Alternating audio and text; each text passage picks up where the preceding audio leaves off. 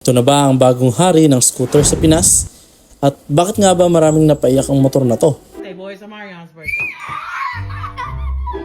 Pero bago tayo magsimula, welcome muna natin ang Zontes 150X.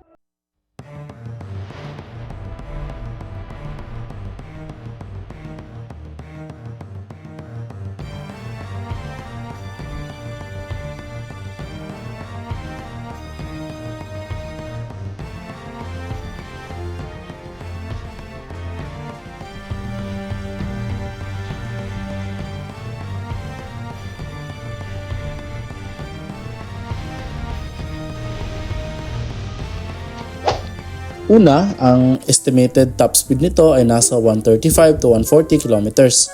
Under ideal conditions syempre.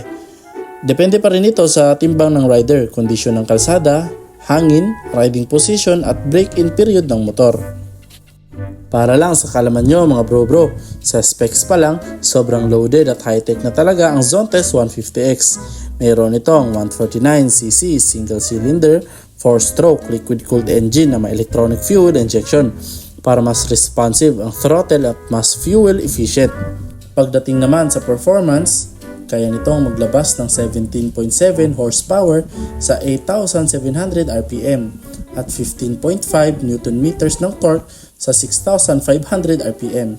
Mayroon din itong 12.5 compression ratio at electric start.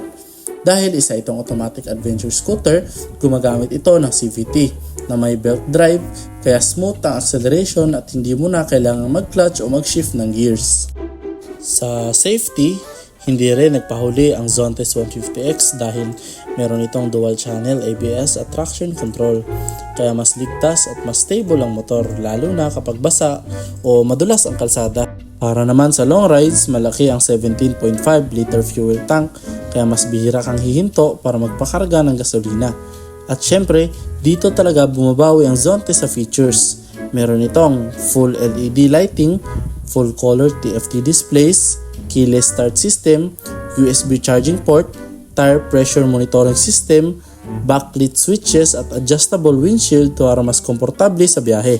Sa papel pa lang, sobrang loaded na ng Zontes 150X kaya hindi nakapagtaka kung bakit isa to sa pinag-uusapang 150cc adventure scooters ngayon dito sa Pilipinas. Sa dami ng technology, safety features at practicality na dala nito, masasabi mong sulit talaga ang makukuha mo.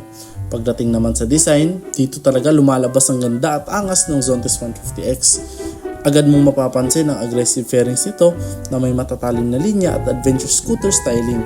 Kaya kahit 150cc lang, premium at malaki ang dating, malinis din ang decals at color combination, kaya sporty ang itsura. Sa harap naman, bagay na bagay ang LED headlight at adjustable windshield, kaya mas lalo itong nagmumukhang handa sa long rides at adventure.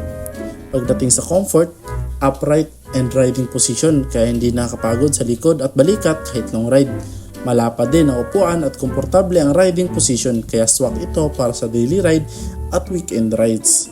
Sa madaling salita, mga bro, hindi lang performance ang panalo sa Zontes 150X, pati forma, comfort, technology at safety talagang pinag-isipan nito. Ngayon, kayo naman ang tatanungin ko mga bro. Sa tingin nyo, ito na ba ang bagong scooter killer at isa sa pinakamagandang 150cc adventure scooters sa market? I-comment nyo ang opinion nyo sa ibaba. Huwag kalimutang mag-like, mag-subscribe at magkita-kita tayo sa susunod na Moto News. Peace!